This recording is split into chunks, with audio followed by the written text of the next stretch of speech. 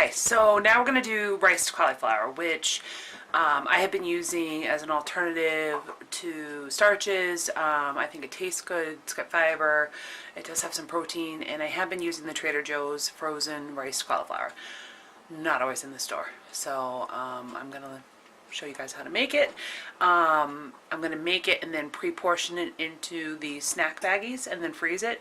So whenever I need to use it, I can just pull it out. I'm ready to go, pre-portioned, done. So I am starting with a nice big head of cauliflower that, yes, I did happen to get at Trader Joe's. So what I'm going to do is I'm going to peel the leaves and stems off and rinse those for the chickens, and then I'm going to cut this up into chunks and rinse it, and then I will show you the next step. Okay, so here I have gotten the cauliflower all done up into florets, and again, if you have a food processor, this will probably make things a lot faster and easier, but I'm just going to use my little Ninja. So I am going to put a couple of the florets in here at a time. If they're too big, you do want to kind of chop them up a little bit, just to not bungle up the mixer blades. And the reason that I am doing this first, we're going to eventually blanch it in some nice hot boiling salted water, but we want the texture of the little granules. So if we blanched the cauliflower and then blended it, it would be mushier like a mashed potato. So this way we're going to get the texture and then cook it. So I'm going to put my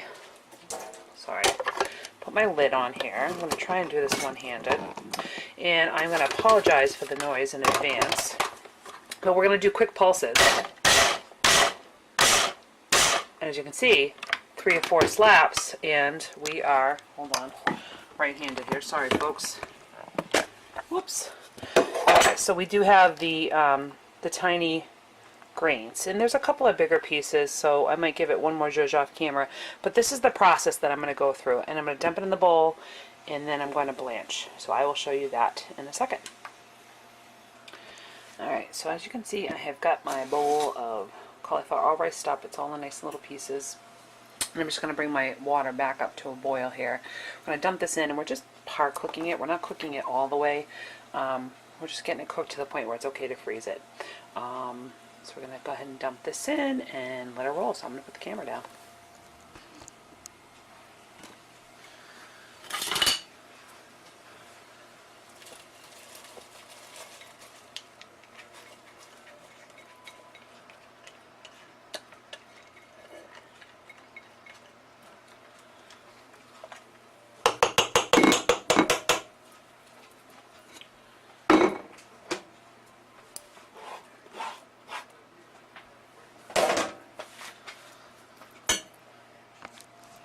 Alright, so there's our boiling pot of goodness. I'm going to let this go probably 2 minutes, and then I'm going to strain it and shock it with some cold water to stop the cooking, drain it, and then bag it. So I'll show you that when that's all done.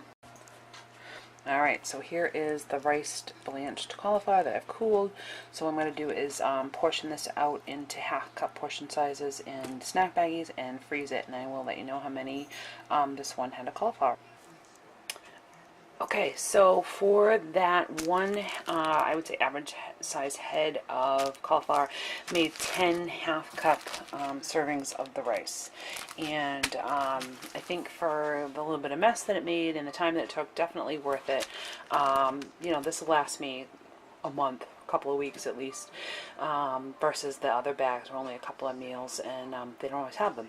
The other thing too is that if you saute these, you can make them like hash browns. Again, if you had boiled the cauliflower first and then zhuzhed them, it's like a mashed potato kind of thing. I use this as a rice substitute, it's a veggie substitute. You know, it's kind of a, the smell when you're cooking it isn't great. It's kind of like when you cook broccoli, it's a little stinky. But it is a pretty neutral flavor that you can zhuzh up any way you like. So definitely worth trying out. So I hope you enjoyed this, and let me know what you guys think of it. I know what Katie thinks. She's not a big fan of cauliflower, but you know, I think that's taking it to extremes when people are using it for everything. So anyway, enjoy. Talk to you later. Have a great